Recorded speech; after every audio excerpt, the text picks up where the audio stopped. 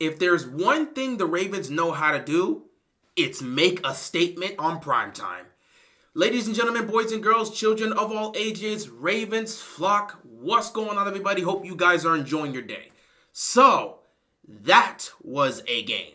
That was truly a masterclass performance by the Ravens. What a dominant victory by the Ravens. Sunday Night Football against the Bills. Buffalo coming down to Baltimore to take on the Ravens in what felt like a must-win game for the Ravens. You know, the Ravens were 1-2 coming into this game. There were a lot of questions about the Ravens because you didn't know how this offensive line was going to look and hold up. You lost guys, and to start off the season, the offensive line was doing a very poor job blocking. Derrick Henry was on this team, but the Ravens, to start off the season, wasn't exactly utilizing Derrick Henry the way he should probably be utilized. There were questions about how the offense is going to get him going, how the offense is going to try to get some of these weapons going. But most of the questions really fell on the Ravens defense because to start off the season, the Ravens had the worst pass defense in football. And it made no sense to anybody because you have a lot of depth on that defense. And it's essentially the same defensive team you had last year. The same secondary that was the best at stopping the pass somehow became the worst at stopping the pass up until week 4. So coming into this game, nobody knew how the Ravens defense would perform. People had questions for the offensive line. And overall, people had questions for the Ravens. Are they truly a team that is competing for a championship? Are they one of the true premier teams in the AFC that is actually in contention? We had those questions. And it felt like this game would give us that type of answer. Because coming into the game, the Buffalo Bills were seen as the best team in the AFC. They were one of the 2 teams undefeated alongside the Kansas City Chiefs. But the Bills came off of back-to-back dominant wins. They dominated the Dolphins, and then they dominated the Jaguars. Josh Allen, the premier guy in the MVP race, he was playing perfect football. Nobody could stop him. Nobody could slow him down. He looked great. The Bills looked great. The defense for Buffalo was playing great. There was so much coming into this game that would give us some type of answer as to what the Ravens are and what the Bills are. And we felt because of all these things and all these questions coming into the game, by the end of it, we would have some type of answer.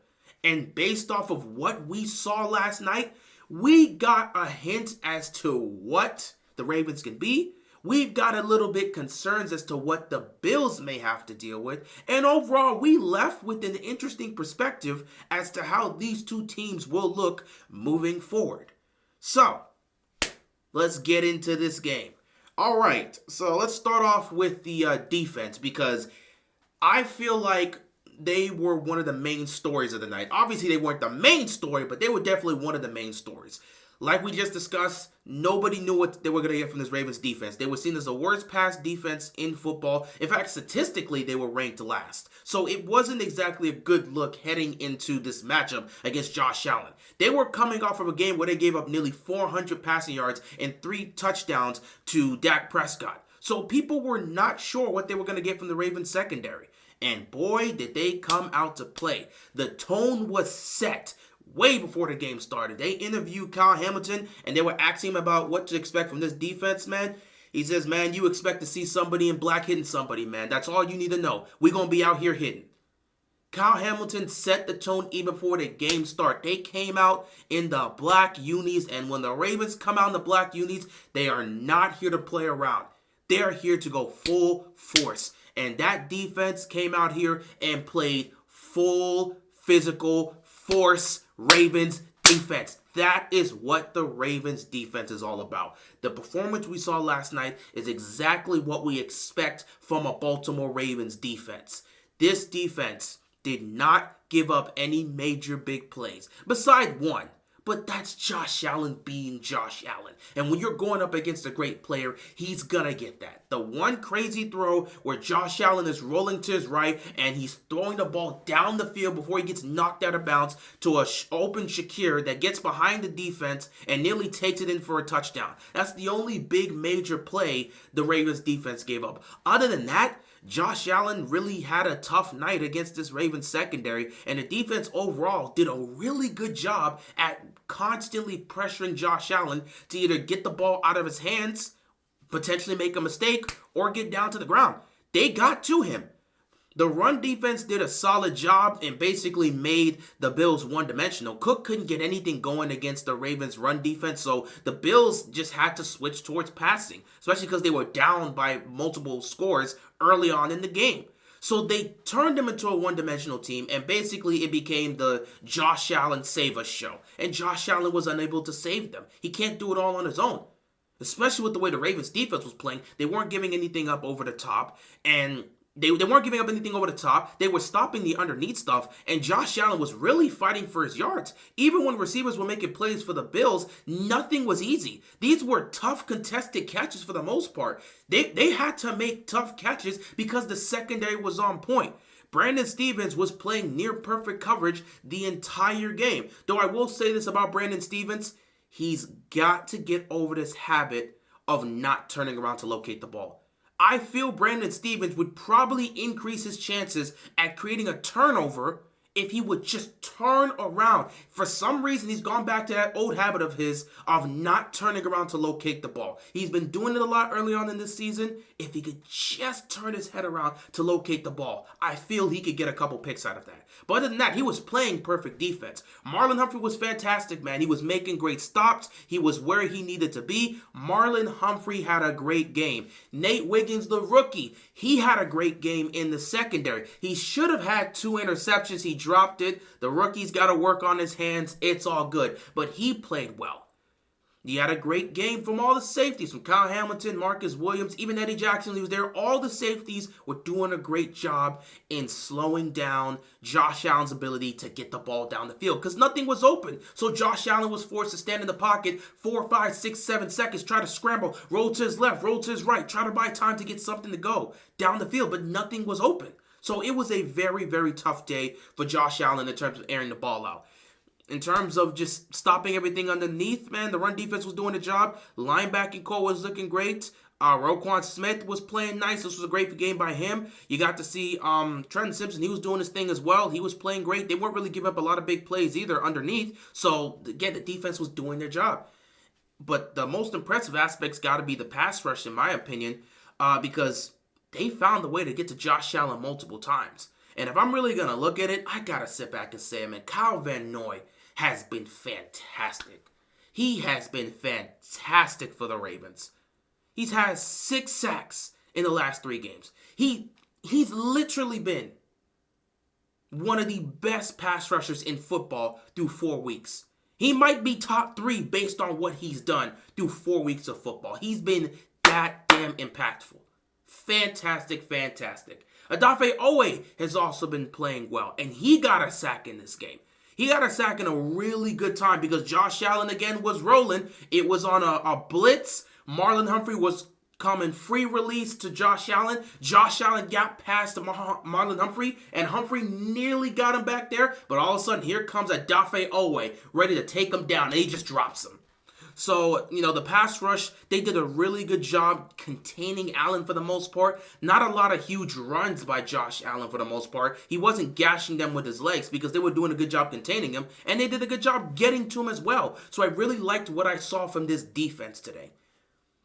Well, not today, last night. I really like what I saw from this defense last night. That is the Ravens defense we want to see. That's the Ravens defense we saw last year. And you have the same personnel. You're just missing a few players. And you replaced a few players with some new guys. But it's relatively the same defense that we saw last year.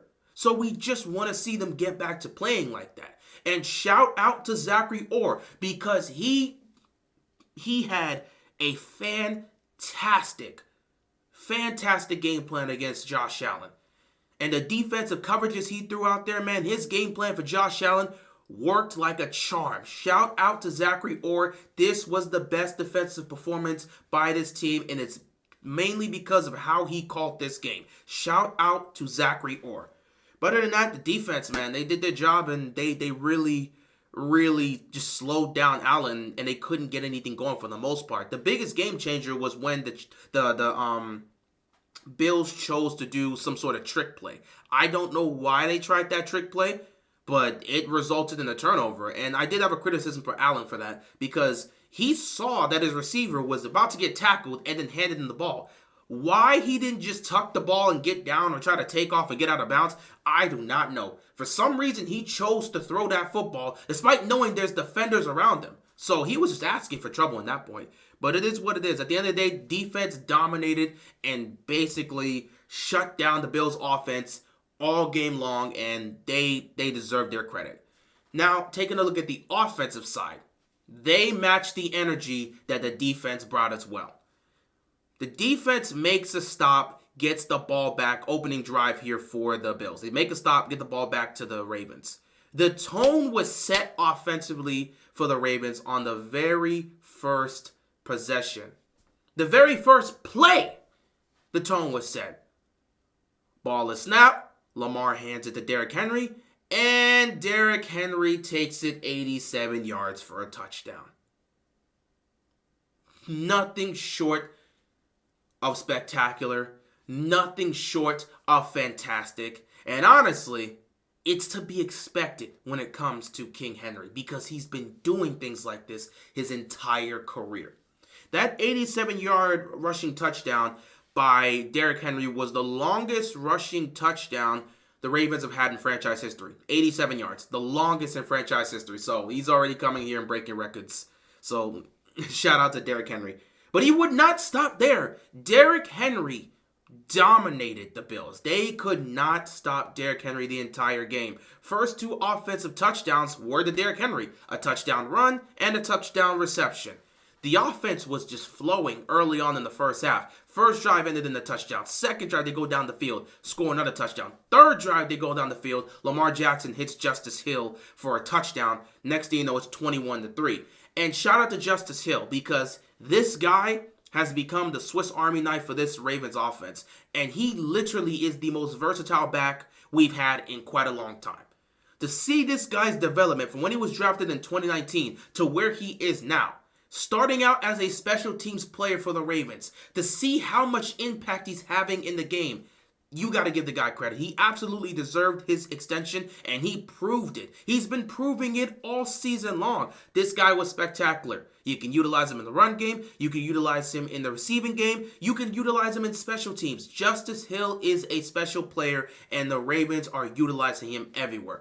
I love what I saw from Justice Hill. I love what I saw from Derrick Henry. This running back duo has been great, and we haven't even seen the best because this is a running back trio. We're waiting, and we're not going to talk about it yet, but we are waiting for the return of Keaton Mitchell because we know the speed he brings to the table. Once you've got him back, you've got that trio, and now Baltimore can really have fun in the run game because you got three guys now you're going to have to focus on. And it's going to be very difficult for defenses. But shout out to Justice Hill. Shout out to Derrick Henry. Nearly at 200 yards. It was unfortunate. I really wanted them to get him that last yard. 199 is great, but 200 would have solidified it. Would have been great. But overall, he had a fantastic performance, and he's off to a fantastic start. No question. He is off to a fantastic start because he's been balling out the last 2 weeks. And through 4 games, Derrick Henry's actually leading the league in rushing. He's first in rushing yards, and he's tied for first in rushing touchdowns. Through 4 games, he has 480 rushing yards. This dude's going to rush for well over 1,500 yards. I truly believe he's going to rush for well over 15. It's not going to be 2,000. But maybe closer to 1,600. I think he can do it. I truly believe if the Ravens have finally figured out that formula, which it seems like they have, they've done it the last 2 games, and it's worked. If they've truly figured out that formula with Derrick Henry, he is going to rush for well over 1,500, maybe closer to 1,600, close to 1,700. Who knows? But he's been fantastic for the Ravens. He's everything we've wanted. He's just as advertised, and he has been a force and a game changer for the Ravens. That's why they went out and got him in the first place. Guy was dominant. Lamar Jackson was great in this game. Fantastic. That was MVP Lamar. This actually felt like 2019 Lamar more so than 2023 Lamar. I didn't feel 2023 Lamar here. I felt 2019 Lamar here. And that's great because if you can get 2019 Lamar and you get Derrick Henry playing like this, you're going to dominate a lot of teams.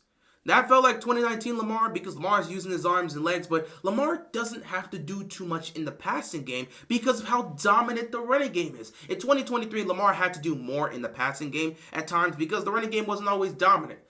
In 2019 here, with this version of Lamar, he had to, do a lot less in the passing game because the running game was so great. And yesterday felt like a 2019 Lamar type performance. He was just doing whatever he wanted. He was having fun, man. He was running the ball well. He was throwing the ball well. He was accurate. He was doing whatever the hell he wanted. He did have that mistake on that fumble, which again is on him.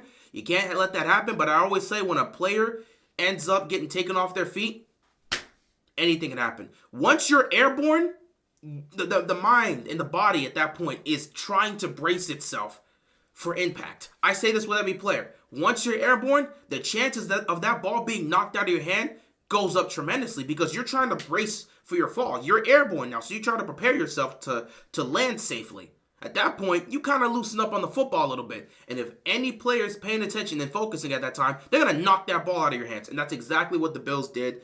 Lamar got to take responsibility for that fumble. Obviously, that was on him.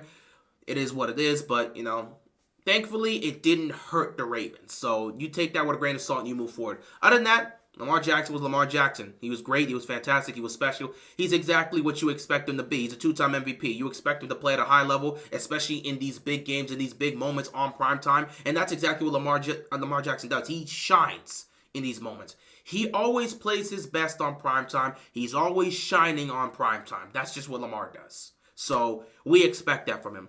Other than that, shout out to the offensive line. Gotta give them credit. Back-to-back games where the offensive line did a great job. Still feel like we have to see more from them, but they did great overall. I have to say this, and I feel like this has to be, emphasized. Even though it's only been 4 games, we do have to give this man his credit. Shout out to Ronnie Stanley. Not a peep from Stanley. Other than those penalties, which again, we still fight for and saying, hey, it's very suspicious how we got that many calls on that penalty, whereas everyone else in the league didn't really get those calls. And I haven't seen those calls since. They really did make an example of us, which is crazy. But other than those penalties that was put on Stanley in week 1, you haven't heard a peep from him. You have not heard a peep from him. You haven't heard him missing a block. You haven't heard him giving up a sack. Ronnie Stanley has been fantastic as a left tackle through 4 games of football this year. He looks like the Stanley we expected to see. That is the Ronnie Stanley we paid. That is the Ronnie Stanley that was considered one of the best left tackles in football before the injury. He's playing at that level again, and it's great to see. Hopefully he keeps it up. Tyler Linderbaum's still one of the best centers in football, and he had a great game as well. We expect this from Linderbaum. He played well. So those two, got to give them their credit, but with Linderbaum, we expect it. Stanley, he's returning to that old form, which is lovely, and we love to see it. As for the other 3, we do have to talk about it. Voorhees was missing, so Patrick McCarry did play as the left guard, and I think he did a pretty good job there. I think he did a pretty solid job. He was very consistent with his blocking. I don't think there was too much pressures he really gave up, if any. I think he did a good job there, so shout out to him. Got to give credit to Falele because Falele did play a good game. He did a really good job blocking, and he was one of the key contributors in blocking for that 87-yard touchdown run by Derrick Henry. It was multiple players. It was Falele, it was Rosengarten, Macari was helping out, Andrews got a block as well. So there was multiple players that led to that run, but Falele was one of those guys. So credit to him, shout out to him. And speaking of Rosengarten, I don't know how you could see that type of performance from Rosengarten and say he does not deserve to be our starting right tackle. I get it, he's a rookie, he's still learning, but the way he performed, I feel like he should be the guy. He should be our starting right tackle. But when Voorhees gets back, there's a good chance they're going to have Macari out there. And I feel like Rosengarten should have that position. But we're not here to talk about that. We'll probably discuss that at some point later on. Either way, Rosengarten, he played well. Falele, they played well. The entire offensive line did a great job blocking. So shout out to them. We want to see this offensive line perform like this for 13 plus more games. Perform like this for the rest of the season and then keep performing like this in January and hopefully February. But your offensive line did a great job. In terms of the receiving game, not much here really receiving-wise. Not much from Zay Flowers, though Zay Flowers would have had an incredible catch. It would have been for 25 yards. It was a 3rd down and 20. It was the best throw Lamar Jackson had all night. He fit into a tight window on the sideline, only where Zay Flowers would have an opportunity to get it, and Zay Flowers just couldn't come up with the catch. That was the best throw Lamar had all night, and Flowers should have made that catch. It's unfortunate he did not hold on. But other than that, not much from Flowers. Nelson Aguilar had a great catch on 3rd and 11, so good on him, but not much from him. Rashad Bateman had a great catch down the field, and he would have had a touchdown, but unfortunately he did drop it. Now, to be fair, he was being held. It is what it is. But at the same time, the ball did kind of hit him in the hands, and, some of the top-tier receivers make that catch, but I'm not going to hold it too much on Bateman because he was held. But he would have had that touchdown. It is what it is. Other than that, he had a great catch from Likely. You think he had a couple catches in that game, but great catch from Likely. And then Mark Andrews, man, he drops a wide-open pass. It's getting rough, man. Through 4 games, you haven't really seen anything from Mark Andrews. You hope at some point they do look to get him the ball and he returns to form and we start to see the Mark Andrews of old. But, man, him dropping that wide open pass, that one hurt. That one really, really hurt. But it is what it is at the end of the day. Other than that, not much in the receiving game because there wasn't really much of a passing game here. When you're dominating and running for over 300 yards, you're not going to really be passing for that much. That's just how it works. No offense is going to be averaging over 500-plus yards every single week. It's just not possible. So it is what it is, but at the end of the day, offense did do their job. They dominated. 35 points of offense is fantastic. Offense did their thing. Defense did their thing. Special teams didn't really have to do much here, so that's a good thing. And everything pretty much went well for the Ravens. There's a few things we still need to fix and clean up. Penalties is definitely one, but that is something you're going to have to continue to work on. Other than that, Ravens got the dub. They go to 2-2 in a situation where they had to win, and now they have an opportunity to be over 500 and potentially bury the Cincinnati Bengals next week. We'll see what happens, but in terms of this game, Ravens got the dub. They're 2-2. As for the Bills, they fall to 3-1. Not really tripping. It's the first loss of the season. You were undefeated before this, and you were playing great football. You just attribute this to a bad loss. You move on. You were missing some players. You'll be fine. You move on to next week against the Texans if you're the Bills. It is what it is. With that being said, guys, I appreciate you tuning in. Thank you so much for watching. Be sure to stay safe, and peace out.